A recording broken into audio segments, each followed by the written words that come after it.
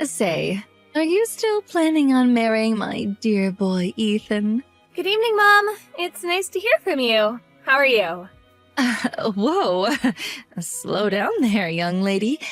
You and Ethan aren't actually married yet. Calling me Mom seems a little inappropriate, don't you think? Sheesh. Oh, I'm sorry about that. I didn't mean to upset you. Let me just start over. How are you, Donna? Fine, whatever. Just answer my question, hun. Are you really going through with this wedding? Yes, I was planning on it. Otherwise, I wouldn't have said yes when he proposed. Plus, our wedding's tomorrow, and... Alright, let me ask you this then. How much money do you have in your savings? What, this again? What about your parents? How much money do they make? They better be saving up for their own retirement. Are they in debt? Are you in debt? Whoa, you really need to slow down, Donna. We've been over this already. Why do I have to share any of that information with you? I am marrying your son after all, so I can see why you're concerned about my financials. But everything else you're asking about feels a little intrusive, don't you think? You keep bringing up my parents. What do they have to do with anything? I've told you this before. Stop responding to my questions with new questions. All I need you to do is give me your answer, and we're done. Why is that so hard for you to understand? Well, as I've told you before, we don't have any debt. As for all your other questions, I can't answer them until I know what your intentions are. Fine. I see how it is. If you can't give me a straight answer, even on the night of your wedding, I guess that's just how it's going to be.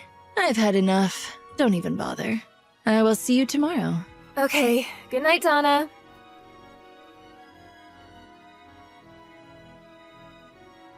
Hey, Ethan. Your mom texted me again asking about my family's financial situation. What? Again? Jeez, I can't believe she's still bringing that up. What exactly did she ask you this time? The same set of questions as before, and the time before that. I see. Dad and I have both told her it's not polite or appropriate to pry like that, but it just goes into one ear and out the other. I'm really sorry. It's fine. I'm just glad at least you and Victor have my back. We need to make sure we keep an eye on her at the wedding tomorrow. I hope she doesn't try to pull anything stupid. Worst case, if she does, I'm prepared to kick her out of the venue. I really hope it doesn't come to that. Same here. I'll talk to Mom again tonight. Make sure she doesn't try anything funny tomorrow. I'll ask my dad and my other relatives to keep an eye on her too.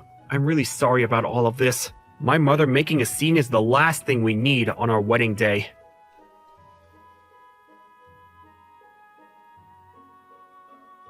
I'm glad at least the ceremony went well. You were absolutely stunning. Oh, thanks, dear. Now we just have to get through the reception. I hope it goes well. Well, Mom's been pretty quiet so far, so I'm hoping that's a good sign. If she can behave herself for the rest of the day, everything will be good. The scowl on her face makes me a little nervous, though. Yeah. She's definitely not doing a good job masking her mood, but maybe she realizes she shouldn't do anything rash.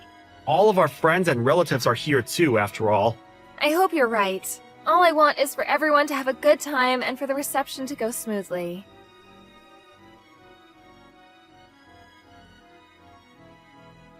I knew it. So you were after our money. You've been exposed, Missy. Ethan definitely won't go through with this wedding now. Oh, how unfortunate for you.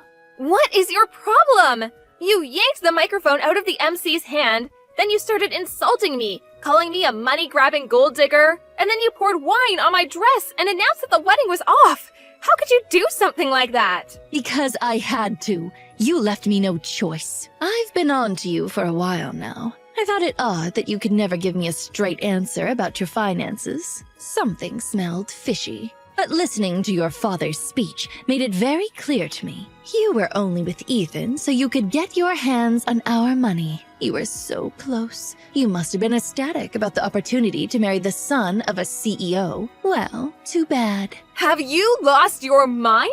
What part of my father's speech could have possibly made you think that?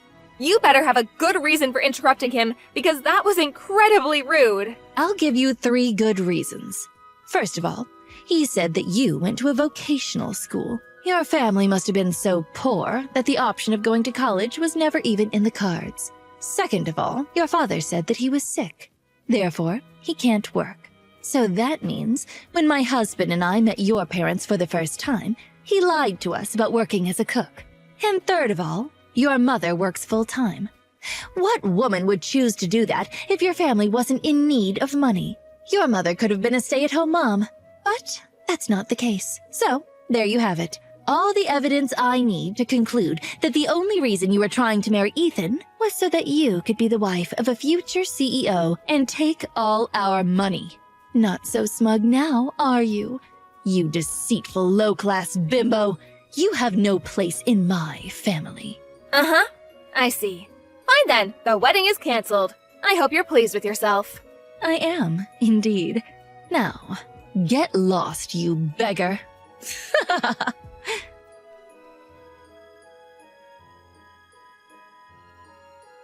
Lily, is it true?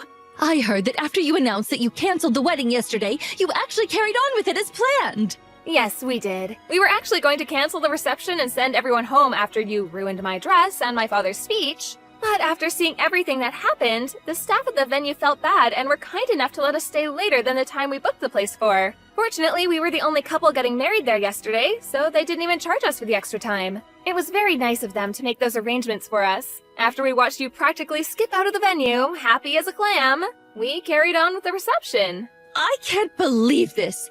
So when Victor dropped me off at the house saying he had some errands to run, he was actually... Headed back to the venue to join us, exactly. Oh, how dare he do that to me? After I went through all the trouble to expose your true identity. You nasty double-dealing pauper!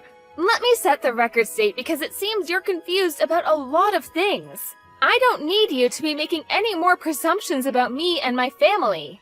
Confused? Presumptuous? Please, I know exactly what's going on. You foolish little girl. You're still trying to trick me, aren't you? Trust me, I'm not. You seem to be missing a lot of context because you interrupted my father's speech and never listened to the end of it. First of all, yes, I did go to a vocational school. I chose to go to the culinary school so I could help my dad out with the business. The business? What business? You seem to think he works at a restaurant as a cook? Which I guess isn't entirely wrong, but there's more to it. He's the head chef at the restaurant he owns. I'm sorry, what?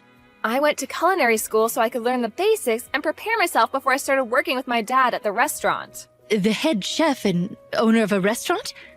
What are you even talking about?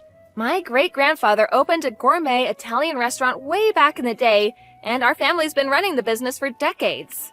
As for my dad being sick, that was back when I was in high school. Thankfully, his recovery went well. He's all better now and works in the kitchen every day. But he never mentioned anything like that. If you recall correctly, in the speech he mentioned the time he got sick. He never said he was chronically ill. Plus, after you left, my dad got to finish his speech, and he made a mention of it.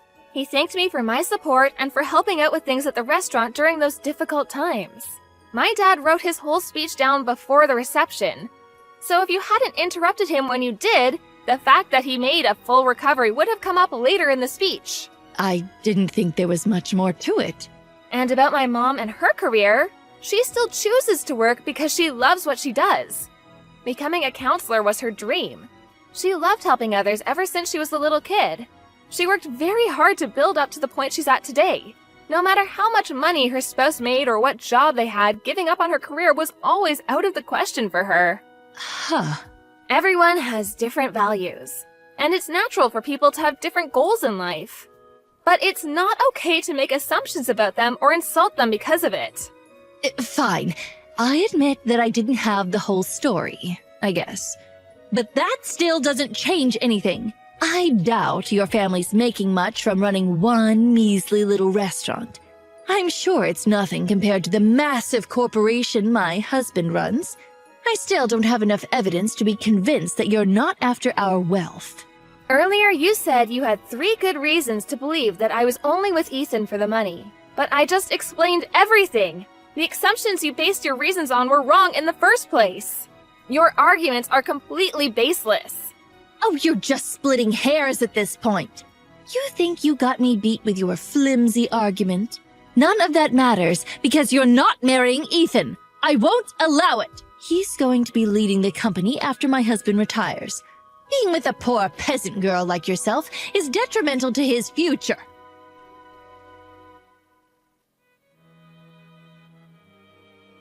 Lily, I'm so sorry about my mother's behavior.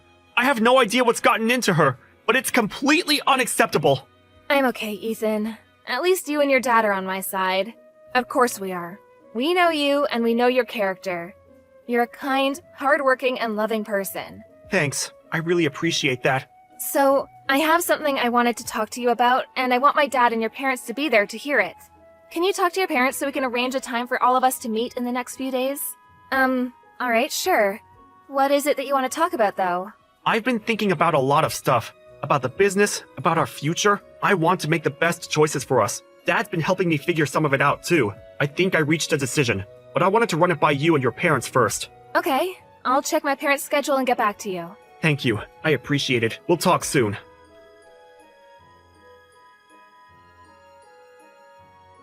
Lily, answer your phone this instant. What did you tell my husband and son? There's no way they would treat me like this unless you were behind it. I'm not behind anything, Donna. Victor and Ethan just told me what I assume they told you. Ethan said he wanted to take my family's name and cut ties with you. And Victor said he was going to officially announce that Ethan's cousin Sean will be taking over the company after he retires. Oh, and that he's also planning on divorcing you. At least that's what my parents and I were told. That's all I know. You can't be serious! Why wasn't I part of this conversation? Oh, unbelievable. Well, considering the way you behaved at the wedding, I'm not surprised that Victor and Ethan felt they wouldn't be able to have a rational discussion with you. It might feel unreasonable, but I can't really blame them. This is an outrage. After 30 years of marriage and dedicating my life to being a devoted housewife and supporting my husband while he ran his family's company. What irks me the most is that Victor's telling me that when we split our assets after the divorce, he's going to make me take part of my share and pay you for the damages that I caused at the reception. $50,000! All of his relatives are saying it's only fair, but they're wrong. Everyone's being so cruel to me. I can't stand this.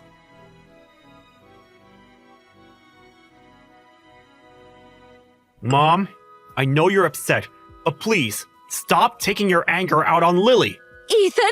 Oh, don't tell me you're with her right now. Of course I'm with her. We just brought our papers to City Hall. It's official. We're a married couple now. I can't believe it. I took her last name, just like I told you I would. What have you done? I'm going to keep working at Dad's company as an employee, but I'm not involving Lily or myself in business operations. But you're my only son, and you were supposed to take over the business, become the CEO. Do you truly think that what you're doing is acceptable? I already told you, Sean's taking over the business, not me. And besides, this decision wasn't official until now, but it was practically decided for a while. What? You just assumed I was taking Dad's place and made a whole big deal about nothing. But think of the position that puts you in. This puts me in a great position, because it's exactly what I wanted. Sean's great at what he does. He's skilled, innovative, and very capable. The company's in good hands with a businessman of his caliber at the top. You may have supported Dad at home, but you have no say in what happens with the company. It has nothing to do with you. This can't be. Lily's my family now. I need to go. I'm sorry, but after everything you did at the wedding, I've lost respect for you completely. And I honestly just want nothing to do with you. And as far as your relationship with Dad's concerned, go talk to him about it. I'm sure you both have some stuff to figure out. Ethan, no. Please wait. Bye, Mom.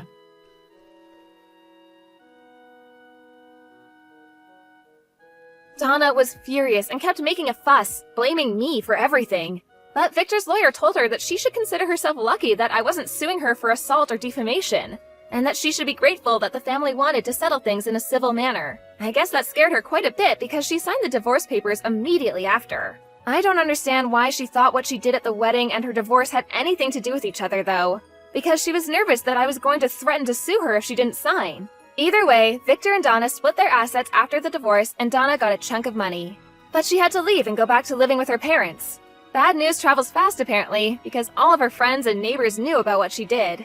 Donna overheard one of her neighbors gossiping about her one day and punched her in the nose. The neighbor had to go to the hospital and sue Donna for medical expenses. So the money she got after the divorce was completely gone. Her parents kicked her out of their house, and apparently she lives in a town far away now. All alone, working to support herself every day.